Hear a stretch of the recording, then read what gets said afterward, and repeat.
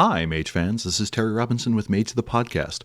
And this episode is going to be kind of my observations about the state of Mage and the positioning of Mage the Podcast at the end of 2022. Before I go into how we did this year and what happened in Mage, I'd like to explain kind of how I view Mage the Podcast. To me, it has two roles and kind of two goals. The first two things are its roles. Mage the Podcast is a directed community, and Mage the Podcast is kind of an aggregator. We are an aggregator in that we combine a lot of Mage stuff under one roof. We do a podcast, we have a website, there's a Discord which points to other Mage stuff done by people. A lot of our episodes are discussions with Mage creators or people who have done things like actual plays, Storyteller Vault publications, and other gaming tools. In this way, I like to think that we act to help surface interesting Mage the Ascension stuff. We are also a directed community, directed in the sense that I have ideas on what Mage is, and they don't completely agree with others. For instance, Mage the Podcast has never done, and probably won't really do, a episode on Cainite Vampire crossover with Mage, because I'm just not interested in it. There may be certain angles that I do at some point, but kind of writ large, we have blood treachery, and I just don't really find a lot of vampires interesting. There are also areas of real world magic I'm just not too interested in delving into, or don't want to explore, or don't feel comfortable with. So the community is kind of directed away from certain things and towards others. Obviously, if discussions about these topics pop up in the Discord or what have you, fine. I'm just not going to actively probably create content or promote direct conversation about those topics. Our community for Mage the Podcast is part of a larger Mage community. The Mage Facebook group once had about 5,000 people at its peak, and we will likely not touch that. So what is the Mage community overall? The Mage community to me consists of all people who play, read, or claim interest in Mage the Ascension. There is a group of people who create play experiences, like the writers for the game, and STV supplements or other Mage materials like blogs and forum explainers. People who help explain or make understandable the game to other people, as well as the storytellers that actually run Mage. Then there is a wider group of players who are playing the game and making stories with their friends, whether it be in person, in real time, online, or asynchronously via play-by-post or a MUD or something. Then there is a yet wider base of readers and former and future players, followed by an ultimately wider list of people who are just kind of fond of Mage or just know about it. We as a podcast interface with those groups at different levels and in different ways. Additionally, there are different types of interactions and preferences for the Mage canon within these groups. Participating in the Lore of the Traditions Kickstarter showed me that there are a number of types of Mage fans. Some people want very expansive prose that lets them sit in a world of dark magical fantasy. I remember the first comment I saw panning what I had written for the Celestial Chorus when someone said, "This is just a list of events and plot hooks and stuff to use in a game. This isn't Mage." Point taken. That person was entirely right. It wasn't their Mage. It was my Mage. I wrote something for how I wanted to see the game, and the aggregate of the writers and line developers create a text as received, which is just kind of one way to play the game. I don't feel we have much pull with the Mage writers directly, except in cases where we are the writers. At best, I think we can provide a venue for writers to talk about what their intentions were when they wrote something and how people may enjoy what they've done, maybe an additional angle or some context that didn't make it into the final text. I don't think we have a huge pull with players who used to play Mage and just aren't interested anymore, as we frequently talk about Mage being fortified with more contemporary games and tend to stick to M20 as kind of our default version of Mage. I don't have a huge interest in Edition Wars, and I think they have a lot to teach us, even if I kind of have my personal preferences. I do think we do have some pull with content creators, as I think we help cultivate them and provide them with an audience. There are a number of people in the Discord community and the listening community who were motivated, at least partially, by Mage the Podcast to create some sort of publication or tool, and then we got to have a conversation about that and introduce it to a wider audience. So in some cases, we act to seed what could be potential Mage publications, or kind of indicate what we see in the community as the current lacuna in what has been published. The big place, I think, where the podcast focuses is with storytellers. I think Mage the Podcast helps the community every time we help a storyteller have an easier go of things, either by reducing the amount of session prep they need to do, making the sessions run smoother based on advice, input, or ideas that we have provided, or convince someone to run the game, which I guess you could argue is vastly complicating the life of a storyteller, but I think is ultimately beneficial. So how big is the Mage the Podcast share of the greater Mage community?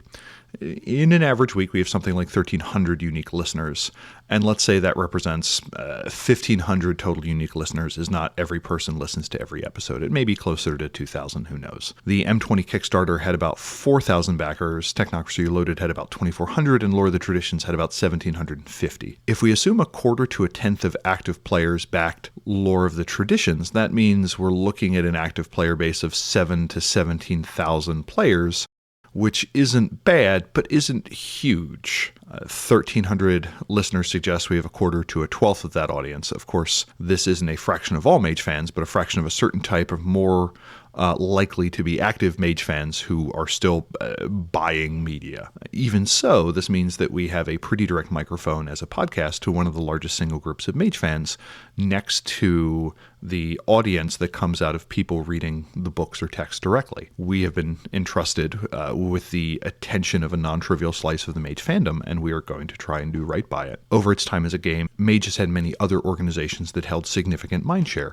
such as the Shadow and Essence forums, the Old White Wolf forums, the first incarnation of the World of Darkness podcast, and other such places. We received the baton of these organizing places, and through the show, publications, and Discord, we hope to both provide something useful to the community and to grow it by showing Mage as a game you can play. So what are our goals? We'll start with kind of a minor goal and a major goal. The minor goal is when M5 is in developments, the developers will be able to look at what has been done and kind of ask if they'd like to extend what's occurred before or to do something new. I think if we show that there's a friendly, active, respectful, and creative community, they will be more likely to steer the direction of M5 in the direction that community likes. If the community is fractured and bitter, there's little reason to try and extend what already exists. If the fandom is good to the writers and developers, and we are the kind of players that the firm wishes to continue to work with, our opinions and feelings will get integrated into the product. I certainly know enough RPG fans with rabid opinions that if a firm were to say, this is Chuck, he's your biggest fan, and he's mad about your newest edition, maybe the firm would rather not have Chuck as a fan rather than bend to Chuck's will. I want a Mage community strong enough and kind enough.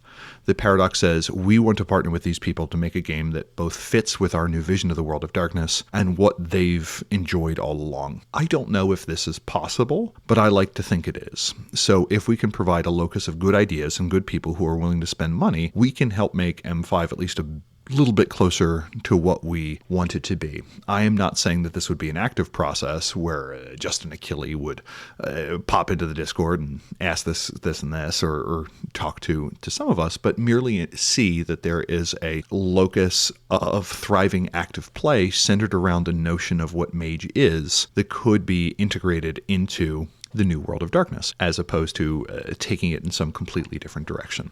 The major goal, though, is I want to get butts in seats. Mage can be an excuse to discuss philosophy, and there's a version of Mage that leans into that more. I've thought about doing a 200 philosophers every Mage player should know supplement, but it would require a lot more structure around it than I want to provide. To me, Mage happens when someone takes a character with human needs and wants, gives them access to sphere magic, and then the world changes in a way that they don't foresee. The other magic of Mage occurs when friends or strangers decide to tell a story together. This is the magic of magic. And I think there are some unique stories Mage can tell that few other games get to touch. I want to create tools that get people to those things of value faster. Having said my goal is to get butts in seats to tell stories, and at this point I think Mage the Podcast is going to have a little more focus on other ways of doing this outside of just regular recordings. We've done, as of this episode, 230 episodes, of which I have been involved in roughly 200 of them. And I could comfortably do probably 100 more with a bit of prep time and a slightly generous interpretation of what I consider to be our remit. For instance, we've not done any episodes talking about traditions across editions or conventions across editions. It looks like Void Engineers may be the first one of that format we do. We've only done a handful of Paradigm deep dives, and there are a lot of books from other game lines that drop very handily in Mage. For instance, all of the original World of Darkness, black cover supplements, more or less. Right now, additionally, I'm looking at Primal Order, Fearful Symmetry, The Cane Yellow, Bleak Spirit, and Dune as other games that I think have a lot to offer us. There are also a lot of people that were involved in making Mage the Ascension as a product happen that we've not talked to still. But I generally eschew those episodes as often it doesn't help people play gooder. Learning the secret story of how Sorcerer's Crusade got made and published, I think, is interesting, but it takes more work to make that an episode that improves the table. Now, every once in a while, I'm fine deviating from that, but I don't want it to be kind of like a bread and butter show format that we use. I think Mage the Podcast is at its best when we make more widely known ideas and tools that just aren't getting reach. I've thought of doing things like Storyteller Vault product reviews, but I'm not quite sure yet. And when it comes to stuff like that, I would mostly like to be able to be in the role of celebrant for the line and not need to be critical of what community members are doing. So kind of with that in the background, let's look at what happened in Mage and Mage the Podcast this year. So starting with the podcast, we released 52 weekly episodes, starting with our episode on January 1st. Our first book review was Revised Void Engineers, and then we did the rest of Revised, all the released M20 content, except for Sorcerer, which we'll be doing in 2023, and we also covered most of Sorcerer's Crusade. We did 3 interviews for Lore of the Traditions, talking to every writer but one. Additionally, I got to do a few in-person interviews, which I love. Our most popular episode was Tomes of Magic, Void Engineers Revised, followed by 1-Dot Sphere Effects. Next after those were M20, How Do You Do That?, Tomes of Magic, and Setting Up a Chronicle, followed by Tomes of Magic for the Book of the Fallen. Our How to Mage episodes, as I described them, have done pretty well, as have the broad topic episodes where we just talk about, say, Marauders Across Edition, which takes a surprising amount of prep, but I found satisfying. Recurring theme for me has been first edition didn't say what you thought it did, and that thing you thought was core to this group is merely mentioned once in a kind of throwaway fashion in what is not even the book for that group. We did our first interview with a non-Mage or even non-Chronicles of Darkness person with Dr. Stephen Novella, which was not heavily downloaded, but was a nice alternative. I ran a poll asking if we should do it again, which received a heavy yes response, and I feel pleased that we have the okay to try this again. This is the first full year we've had a Patreon, which has replaced 2 microphones, got us a mobile recording rig, bought 2 other microphones, given us microphones and basic equipment for some of our recurring guests, covered our digital costs, and now we have enough money in the kitty to pay roughly 7 cents a word for 30,000 words of M20 Book of Worlds. That's not bad. I'm pretty jazzed to be able to cut those checks. Not really looking forward to doing the taxes for it, but you take the good with the bad. Our YouTube channel has been backfilled with all of our episodes, and this is slowly building listenership. While the podcast itself has had roughly 250,000 listens, the YouTube channel is at about 40,000. People listen to 518,600 minutes of YouTube video, just shy of the amount required for me to make an obligatory rent reference. Our Discord has just shy of 700 people. As for Mage the Ascension as a line, the World of Canon Mage releases got M20 Sorcerer, which is a reasonably good entry that updates Sorcerer's paths for M20. M20 Operatives Dossier, which is a fun collection of resources for technocratic or technocracy games, and I think one of the first ones to have an apostrophe in the book title, like Storyteller's Handbook and Sorcerer's Crusade generally don't have apostrophes. A weird metric I like to look at is how quickly were Mage words produced in the year. We got about 135,000 Mage words this year, which comes out to 1 every 4 minutes or so. In 2023, though, we will hopefully get kind of a deluge. We'll get Victorian Mage, its 2 supplements, the Lore of the Traditions, and its 2 supplements, as well as the rest of the Technocracy novellas. Were these to happen, that would be something like 550 to 750 pages of Mage material released in the year, which would be nice. If we're lucky, we'll get an announcement for M5 in that Werewolf seems to be nearing a state where it may come in contact with players. I haven't heard evidence of a bridge book being announced between M20 and M5, a la Apocalyptic Record for Werewolf and Beckett's Jihad Diary for Vampire, which I kind of wish we would have heard about, but such is the way of the things. If this doesn't happen, I may try and make one, Amanda Jensen's Ascension journal or something like that. On the Storyteller Vault, we got some 14 new STV supplements for Mage, plus several that are line agnostic, including some Mage fiction. Thanks, TL. So we got roughly 2 to 3 times as many words from the community as from the publisher, which I'm fine with. As far as Mage 5th edition goes, we received some vague hints that Justin Achille had started to do some Mage writing for 5th edition. I'm curious to see what M5 would be like. I'm currently reading Hunter 5th edition to prepare to run it at Gen Con, and the themes so far kind of portray mages as those who can change reality but do so without a concern for the effects, which is a fine place to start and really sounds like Hubris from Mage the Awakening, which is also fine. If I could get an answer to one question, I think it would be, will M5 be a horror game or an urban fantasy game, or what do you consider the theme, mood, and genre of M5 to be? I think Mage is at its best when it's an urban fantasy game, but you know what? I don't own the IP, and I will play an urban horror, existential horror, or whatever version of Mage at least a couple times.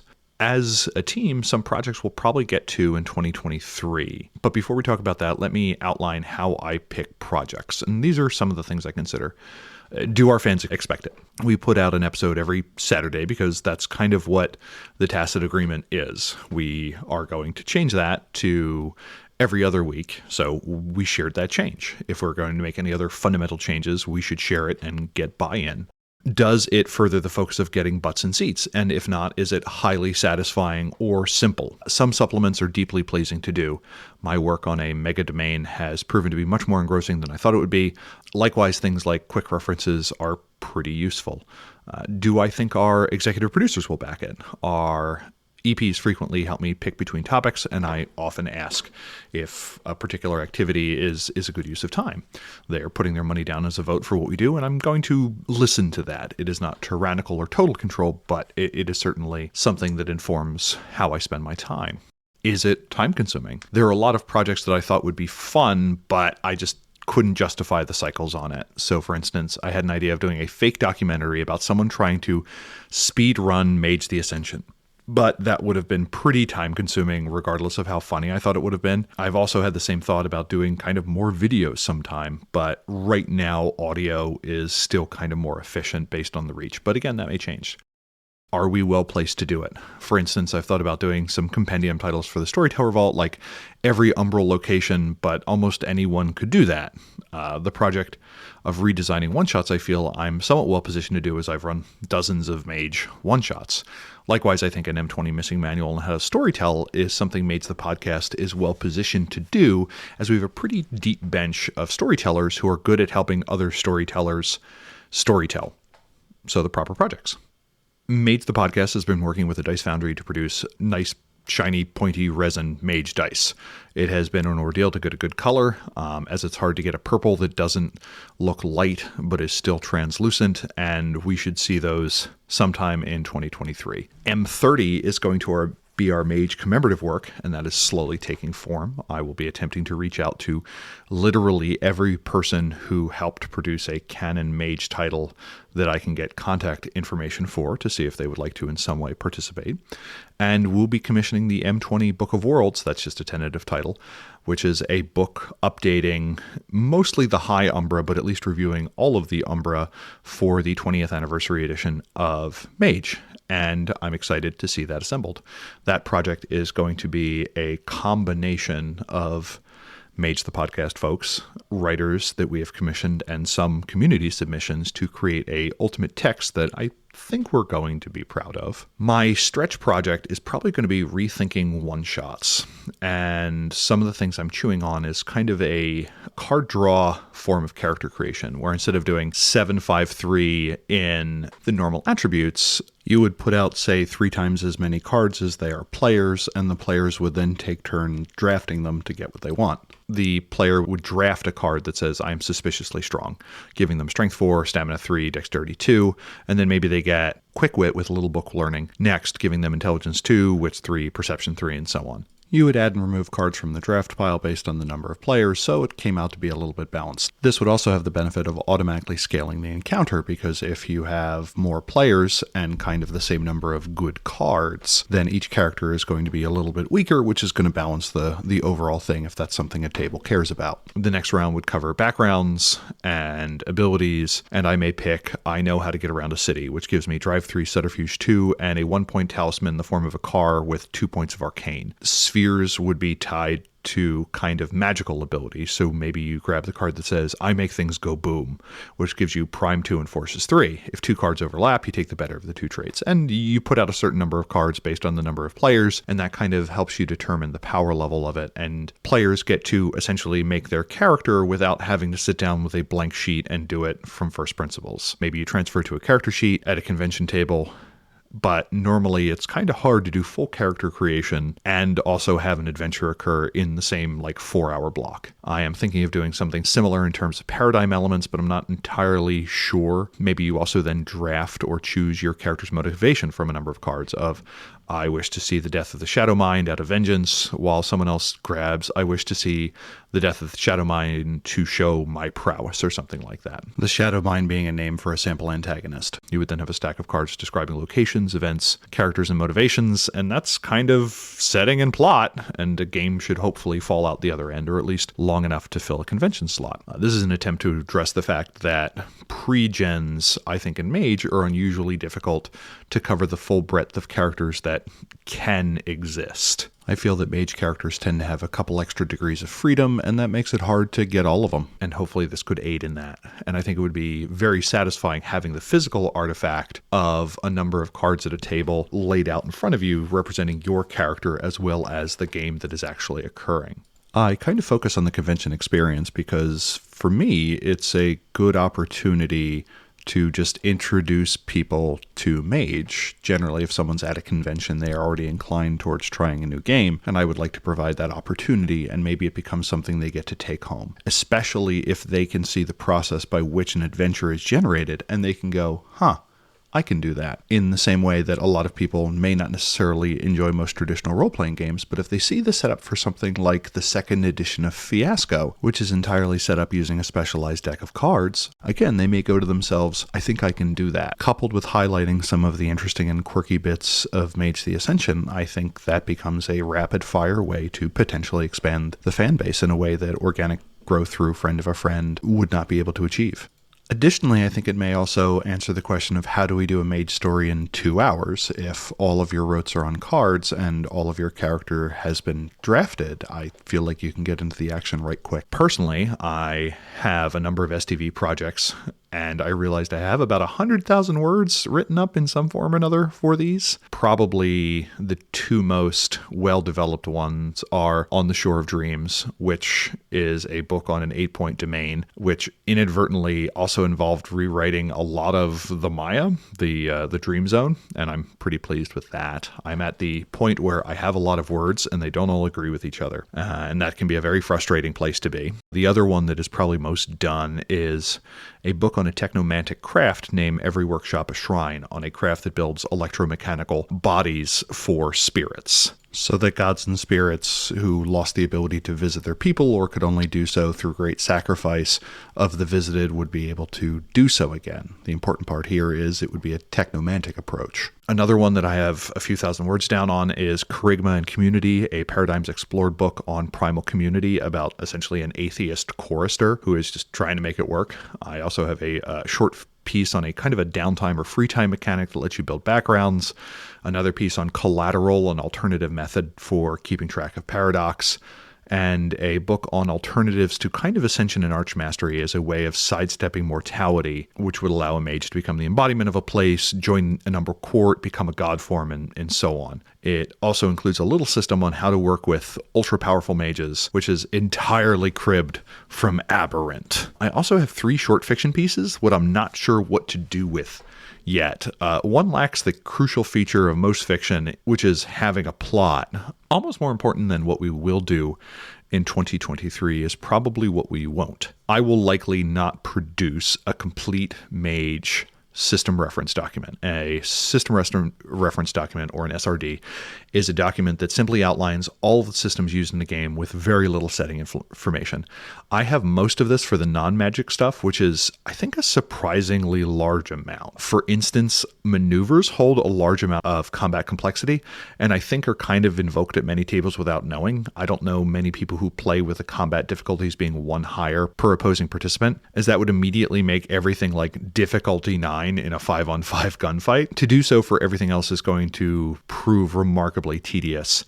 And I don't plan on the magic section being encyclopedic, but I would like it to be good, like a relatively lengthy common effects chart. One of the things that happens in addition is we frequently talk about them as if they are monolithic instantiations of the game, but I generally find that over the course of an edition, the thoughts of the developers change and refine. And for instance, the interpretation of what the Mind Sphere does in M20, I feel, has changed between the core book and the most recently released texts, most notably like the Book of the Fallen. Again, I hope to get an SRD out, but it will not be encyclopedic, and it will not cover all game systems that have been provided in M20. I don't think I will be doing a Mage the Podcast convention, but I hope to run a large number of convention games and maybe run a non-Mage convention.